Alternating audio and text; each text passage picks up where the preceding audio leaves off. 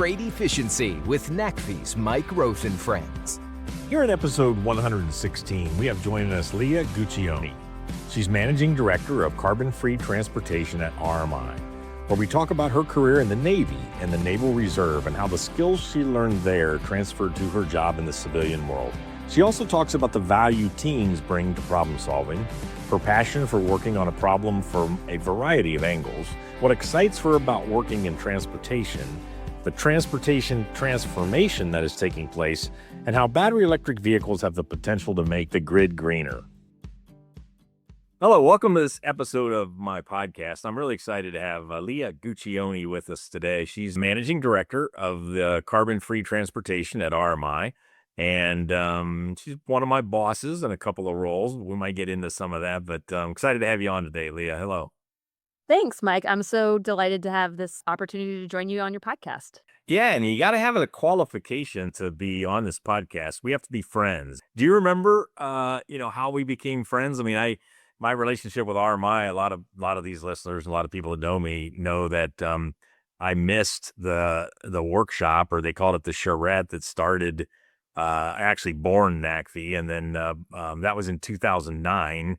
So that was the first time I learned of RMI. So likely we didn't meet before that. But then, since I've done a lot of different things and met a lot of people at RMI. So I can't remember when we first met. Can you? I was thinking about this, Mike, and I think we first met in person at one of the RMI retreats. And I can't remember if it was 2014 or 2015, but I'm pretty sure at that time, because there were back-to-back years where I missed most of the retreat because of my annual training with the Navy Reserves. But I think it was one of those that I remember kind of coming to the retreat in the morning and getting to meet you, head of working with all the fleets. I was like, yeah, this is a guy I want to talk to. And so I think it was some version of that story, if I recall correctly. Yeah, I mean, having spent now 10 years with you, it wouldn't surprise me that somebody would say we ought to talk, because I think we click well. We'll book that in the archives of my podcast to say that's how we met. So tell us a little bit about yourself. You already brought up the Navy Reserves. I want to explore that a little bit, but babe, kind of professionally and personally, what makes you tick, and what sort of were a couple of things maybe that got you to this role right now, and then we'll get into what that role is too. I realized about myself, when I was younger, that I'm a mission-oriented person. I really need to be doing something that has a bigger purpose. And I think that is really part of what was behind my interest and call to serving in the Navy and our nation's armed forces, and part of why I still do it today. And also part of why I have loved working at RMI and being part of the RMI team, because of the incredibly exciting and interesting mission the organization is furthering. I also have really, I think, come to have a better appreciation that I love being a part of a team. One of the things you really learn in the armed forces is sort of the full breadth of what it means to be part of a team, to be part of small teams and big teams and high performing teams, and what it means for a group of folks with diverse backgrounds and different skill sets to bring their unique talents together to achieve something that they couldn't be able to do individually. I really enjoy working with teams and leading and coaching teams. I think many people think this way, but I really love solving problems and being solutions oriented, which is part of what I love about RMI's mission and how the Institute really tries to operate as an organization. As an undergraduate, I studied mechanical engineering and political science, which some people, that's about as different as you can get. But when you come to RMI and you work with organizations like NACFE, you realize, hey, actually, there are technical problems interlaced with political challenges, interlaced with economic and financial challenges, interlaced with human and social and behavioral challenges that are part of what keeps the industry where it is and from achieving some of the improvements and efficiencies that I think many of us are so interested in trying to advance. And so getting to work on problems from those different angles is something that I'm really passionate about and grateful that I get to do in my partnership with you and your team, and then also the work I do at RMI. So how did the military service start? Did you come from a military family or was there something else? I'm real curious in that. And then I want to get into how you've been able to manage that for a couple of decades. My grandparents on my dad's side met while they were serving in the Army in World War II. And so my grandfather was an intelligence officer and my grandmother was a nurse. And so my parents were not in the service, but my dad grew up as in a military family.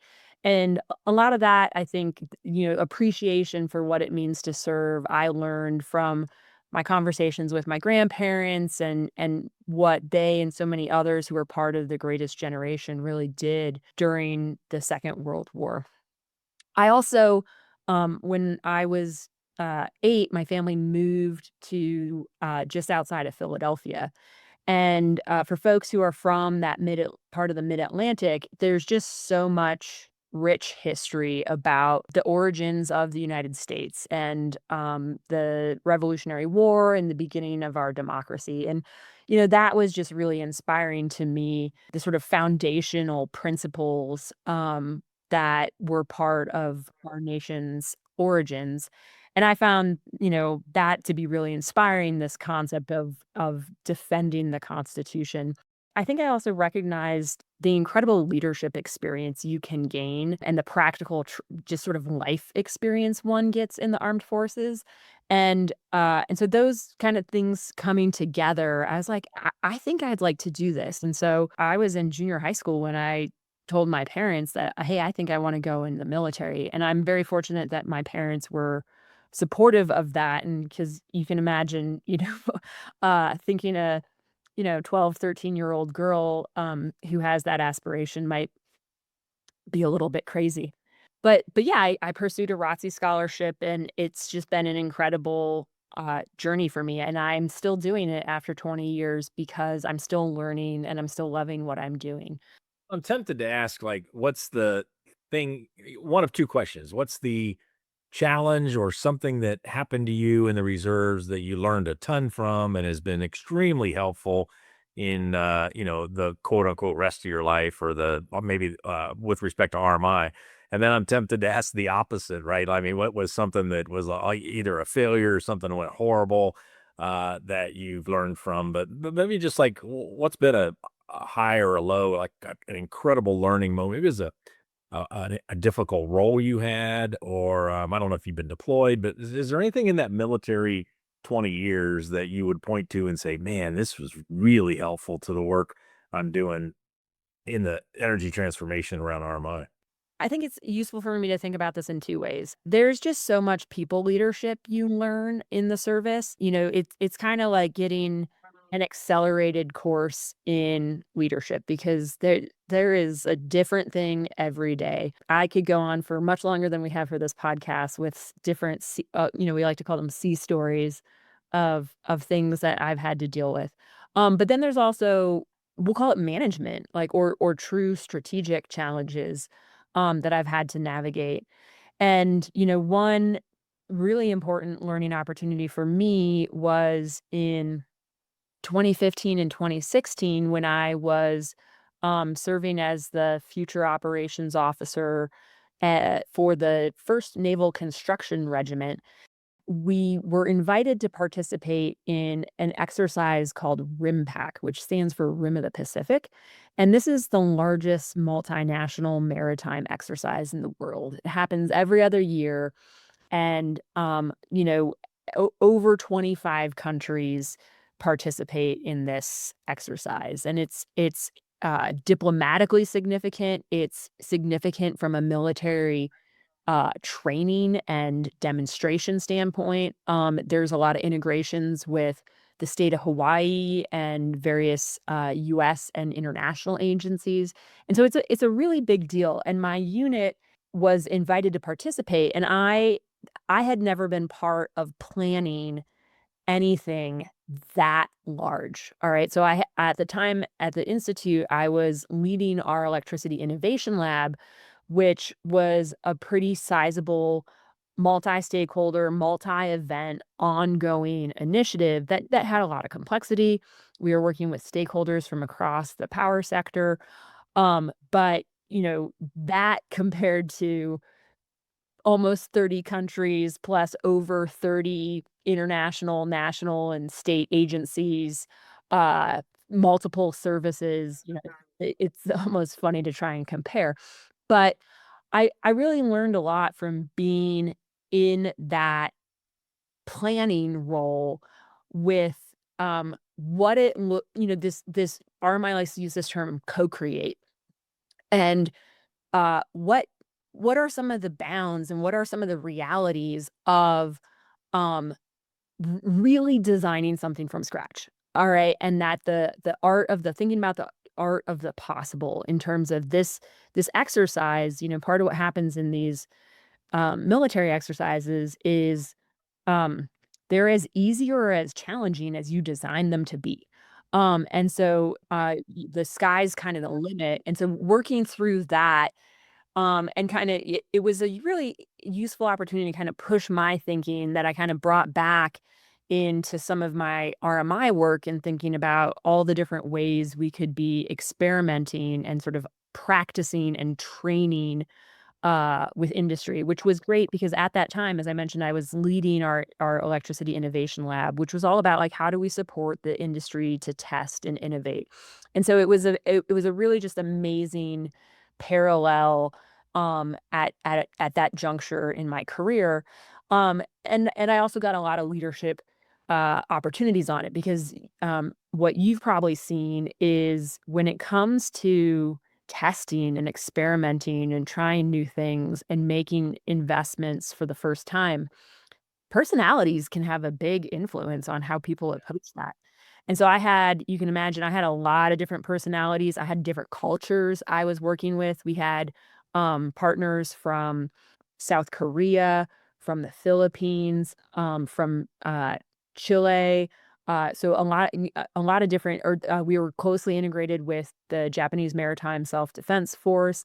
And so a lot of things going on. It was a really cool experience. Because it was different enough, probably helped you being able to transfer the learnings. Yeah, that's really interesting. That's something I've really appreciated and something that I kind of counsel folks, when they think about, their own professional trajectories is that even though it's really different, I sometimes call my reserve service a cognitive palate cleanser to my everyday life at RMI. Having multiple reference points can be very valuable as a leader because it helps you see options in between those differences.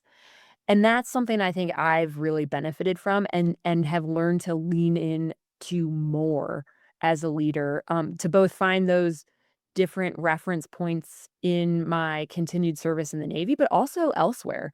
And so I think it's good for anyone to think about, okay, am I seeing enough am I getting enough different reference points in what I'm considering in my day to day? Do you see an end to that service, and will that be hard for you?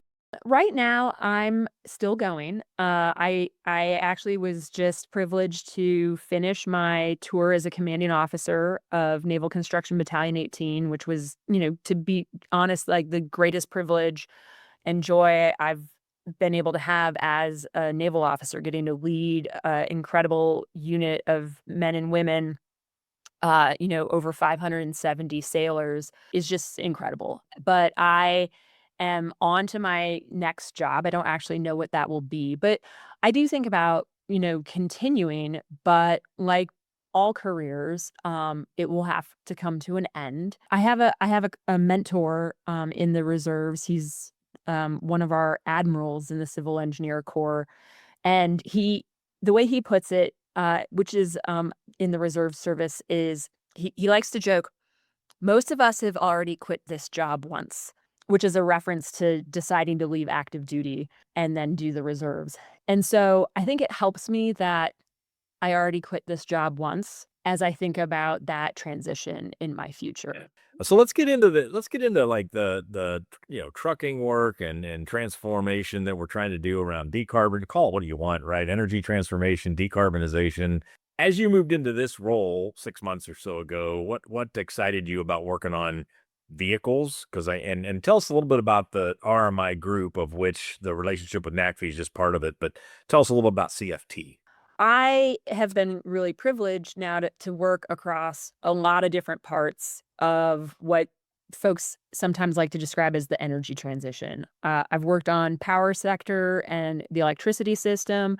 I've worked, leading RMI's U.S. program, and so thinking about what energy transition means for a country, as well as the states and cities and communities in any given country. I've worked with our industry team looking at things like clean hydrogen and how do you bring a really nascent market into existence. And then also now I'm getting to work with transportation. And when you think about transportation, it is just such an interesting industry in how important transportation is to modern life. All right. How much mobility is connected to human welfare, how much mobility and transportation is part of uh, business advantage and business success and viability. And the companies, there you have this intersection of corporate activity with the automakers, with the truck makers, with the fleets, and also with infrastructure. When we think about our departments of transportation, when we think about the utilities and the power grid, and then also you have this heavy dependence on individual consumers and individual drivers. And that makes for this sort of incredible complexity in how we're trying to evolve that system. And I think I get excited about that because I think in that complexity means that, yeah, that's a real challenge. And that's, I think, part of why we're having these real conversations about where the industry is going, the messy middle, exactly what Run On Less is focused on this year. But in that complexity, I think that means that there's even more solutions and approaches that we can be working with. Yeah, I mean, and so, if you kind of admit that there's a transformation going to happen, and that can be motivated by lots of different things. And then it's done in a segment in transportation that just is so important and really cannot have downtime. It's got to work.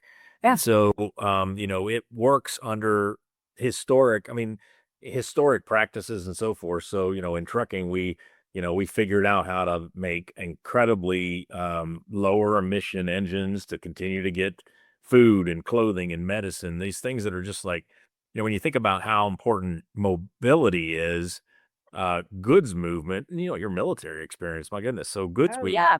goods movement almost trumps personal mobility and what's necessary and that needs to be done really well in a healthy and good society. And so when I think about like things like electric trucks and other things, they've got to work, and we've got to make them work, and then we've got to make them cost as close to what we're doing today or however. So yeah, that's a big challenge to take on, and it drives me as well. Yeah, absolutely.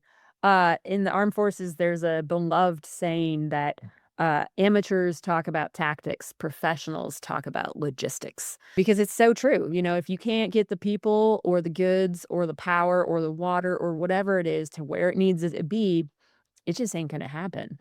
Let's combine what you're excited about with the CFT role with also the current dynamics of policy, technology, financial considerations, and just all of this stuff going on. One is how do we think about the deployment of these newer vehicles? All right, so fundamentally, there's this kind of technology replacement dynamic that needs to happen, or what folks like to call an S curve.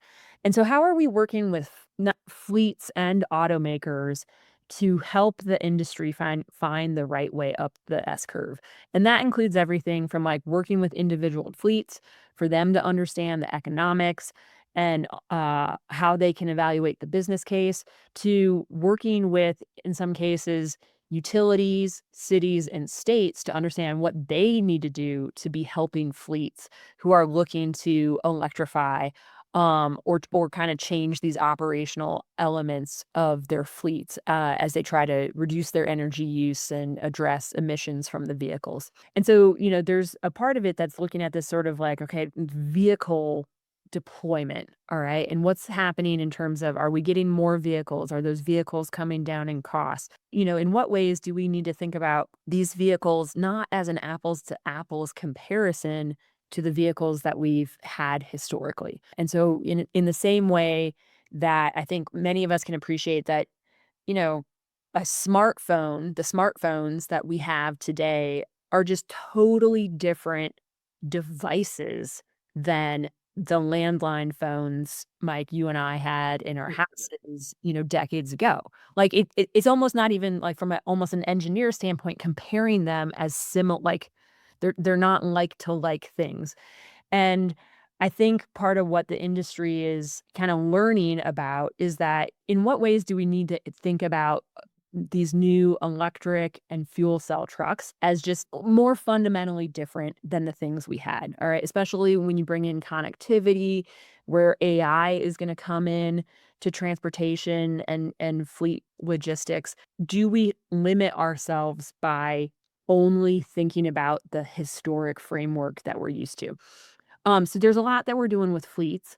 And then there's a lot we're doing on the infrastructure side. So how do we get grids and roads and buildings ready for these trucks?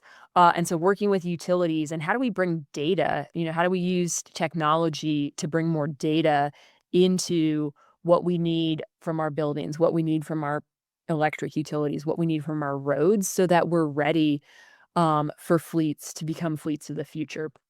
And so I'm really excited that our team has a great tool. It's called Grid Up, and it's a tool that we designed with support from the industry that's meant to help utilities, you know, better understand, what do fleets need? What do drivers need? The way you do electricity planning is not the same way that fleets do logistic planning. So how can we bridge some of those data and information divides there? And then I want to give a nod to some of the work we're doing outside the US, where we're working in places like Indonesia and Nigeria and Kenya. And there's just a really exciting opportunity in these markets for them to, folks, it's not wrong to use the term leapfrog to these new technologies. And these countries are really excited at the economic development opportunity that presents to sort of attract companies and manufacturers to where they're at.